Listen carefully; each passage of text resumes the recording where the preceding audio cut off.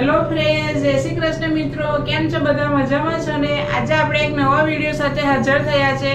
આજે આપણે મેથીની ભાજીના ગોટા બનાવીશું, કેમ કે મારા ઘણા દર્શક મિત્રોની ડિમાન્ડ હતી કે અત્યારે વરસાદની સિઝન છે તો અમને મેથીના ભાજીના ગોટાની રેસીપી બતાવો.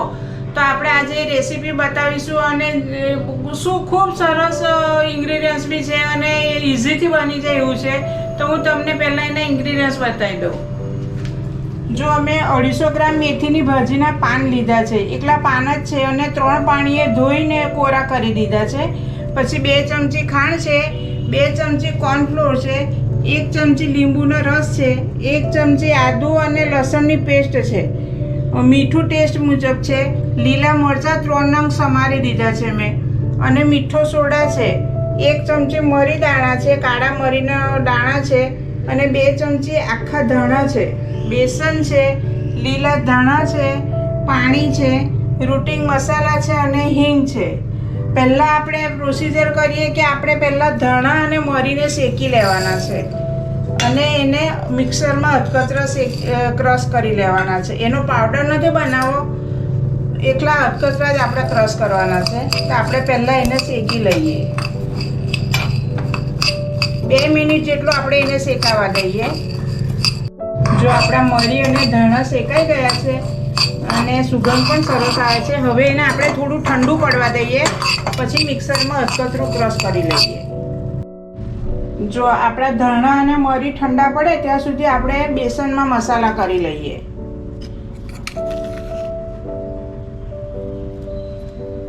જો 1 ચમચી મેં મીઠું ઉમેર્યું છે,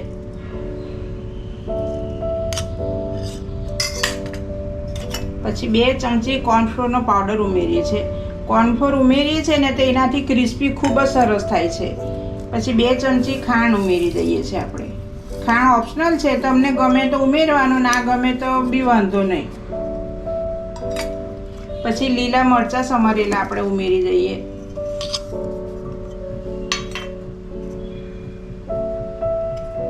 અને આદુ અને લસણની પેસ્ટ ઉમેરી દઈએ છીએ. આમાં તમે આદુ અને લસણ લાંબા સમારીને પણ ઉમેરી શકો, તો એ તમે ખાઓ ત્યારે એની બાઈ તમને એમ થોડી ક્રન્ચી લાગશે. અને તમારે પેસ્ટ ઉમેરવી હોય તો પેસ્ટ બી ઉમેરી શકો. હવે એમાં આપણે 1 નાની ચમચી હિંગ ઉમેરીશું.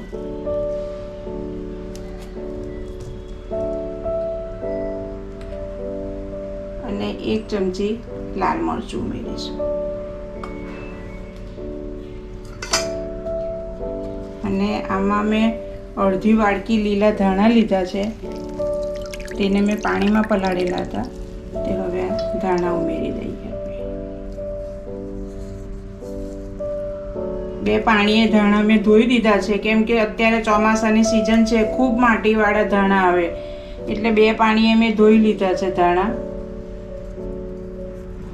જો હવે આપણે આ મસાલા કરી દીધા છે અને પહેલાં આપણે ધાણા અને મરી વાટી લઈએ. જો આપણા ઠંડુ થઈ ગયું છે, હવે એને અધકચરું જ ક્રશ કરવાનું છે, ઝીણો પાવડર નથી કરવાનો, ખાલી એક જ ચક્કર ફેરવવાનું છે આપણે. જો આપણે આવું અધકચરું ક્રશ કરી લીધું છે, આ પ્રમાણે જ ક્રશ કરવાનું છે, એને એકદમ ઝીણું નથી રાખવાનું, દળદળું જ રાખવાનું છે. હવે એ આપણે આમાં ઉમેરી દઈએ.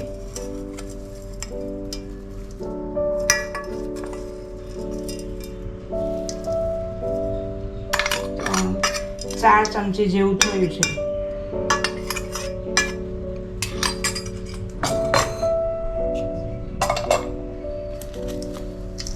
હવે એને આપણે મિક્સ કરી લઈએ. જો હવે આપણે પાણી ઉમેરીને ખીરું તૈયાર કરીએ.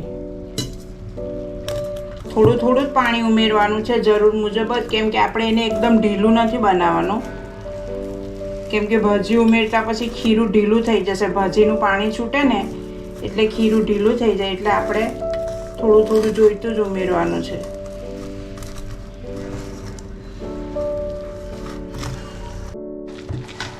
જો આપણે ખીરાની થિકનેસ આટલી જાડી રાખી છે, હજુ આપણે ભાજી ઉમેરીશું ને એટલે હજુ ઢીલું થશે. ત્યાર પછી આપણે સોડા ઉમેરીશું એમાં. અત્યારે ભાજી ઉમેરીએ, ભાજી જેટલી વધારે હશે ને એટલા પોચા સરસ થશે. આમાં ભાજી ખૂબ વધારે પ્રમાણમાં ઉમેરીએ ને તો ખૂબ પોચા સરસ થશે.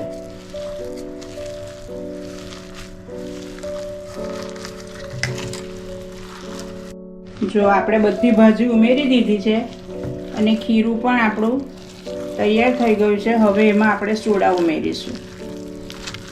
ભાજી એટલું યાદ રાખવાનું કે ભજીયા બનાવો ને એટલે મેથીની ભાજી વધારે ઉમેરવાની. જેટલી ભાજી વધારે હશે ને એટલા પોચા સરસ થશે. નહીં તો તમે ખાશો ને તો એકલો લોટ લોટ જ લાગે છે બેસનનો. જો હવે આપણે એમાં સોડા ઉમેરી દઈએ છે અને 1 ચમચી લીંબુનો રસ ઉમેરીએ છીએ. જો એકદમ મસ્ત ફીણ ફીણ થઈ ગયું છે.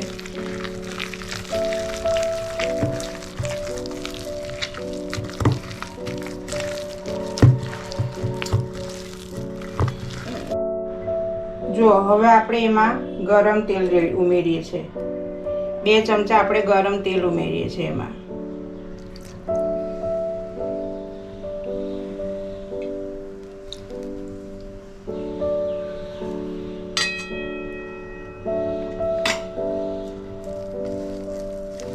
તેલ ગરમ હંમેશા ગરમ જ ઉમેરવાનું, ઠંડુ તેલ નહીં ઉમેરવાનું.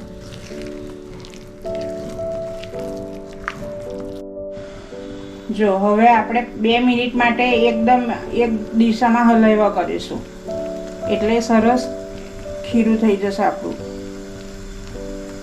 અને તેલ પણ આપણે ગરમ કરવા મૂકી દીધું છે. હવે 2 મિનિટ માટે આપણે એને રેસ્ટ આપીએ ત્યાં સુધી આપણું તેલ પણ થઈ જશે. જો આપણું ખીરું 2 મિનિટ થઈ ગઈ છે અને સરસ થઈ ગયું છે. જુઓ મસ્ત હલકું હલકું થઈ ગયું છે. અને જે આપણે આખા મરી અને ધાણા જે અટકચરા ક્રશ કરીને નાખ્યા છે ને એનો ખૂબ જ સરસ ટેસ્ટ આવશે.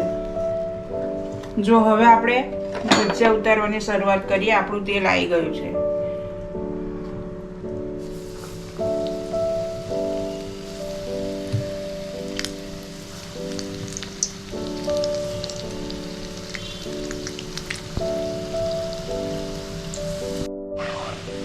જો આપણા ભજીયા મસ્ત અંદર ફૂલી ગયા છે. નાના નાના મૂક્યા હતા આપણે પણ ફૂલીને સરસ થઈ ગયા છે. જુઓ મસ્ત દેખાય છે, ફૂલીને સરસ થઈ ગયા છે. હવે થોડા ગોલ્ડન કલર ના થાય ને ત્યાં સુધી આપણે એને થવા દઈશું. જો આપણા ભજીયા તળાઈને તૈયાર થઈ ગયા છે. હવે આપણે એને પ્લેટમાં કાઢી લઈએ. જો મસ્ત ગોલ્ડન કલરના તળાઈને તૈયાર થઈ ગયા છે. અને અંદરથી ફૂલેલા છે પણ એટલા સરસ અને અંદરથી પણ ખૂબ પોચા લાગે છે. જો આપણા ભજીયા રેડી થઈ ગયા છે. હવે આપણે એને સર્વ કરી લઈએ. મસ્ત ક્રિસ્પી ક્રિસ્પી અને એકદમ અંદરથી પણ પોચા બહુ સરસ થયા છે. હું તમને બતાવું એ પણ. જો તમને એક બતાવું કે કેટલા પોચા થયા છે. અરે આ જો એકદમ સ્પંચ જેવા પોચા પોચા છે. જો સ્પોન્જી એકદમ અને બહારથી ક્રિસ્પી છે સરસ. જો અને એની સાથે આપણે મરચાં સર્વ કરીશું તળેલા. અને આપણે એક બાજુ ડુંગળી સમારેલી આપણે સર્વ કરીએ છીએ. જો ડુંગળી સમારેલી મૂકીએ છીએ આપણે. વરસાદ પડતો હોય ને આવા મસ્ત ભજીયા મળી જાય તો મજા પડી જાય. લો તો આપણે આ બનાવી દીધા છે મેથીના ગોટા. તમે પણ ઘરે આ રીતે જરૂરથી બનાવજો. અને બહાર વરસાદ પડે છે અને અંદર ગરમા ગરમ ભજીયા ખાવાની ખૂબ મજા આવે છે. તમે પણ આ રીતે જરૂરથી બનાવજો. દર્શક મિત્રની ડિમાન્ડ હતી. મિત્રો મેં બનાવી દીધા છે. તમને કેવા લાગ્યા તે કમેન્ટ બોક્સમાં મને જરૂરથી લખીને જણાવજો. લાઈક પણ કરજો, કમેન્ટ પણ કરજો, સબસ્ક્રાઈબ પણ કરજો. અને જરૂરથી કમેન્ટમાં લખી જણાવજો કે તમને ગમ્યા કે નહીં ને તમે એ રીતે બનાવજો. ખૂબ સરસ બનશે. તો હવે આપણે નવા વિડીયોમાં મળીશું મિત્રો. બાય. જય શ્રી કૃષ્ણ મિત્રો.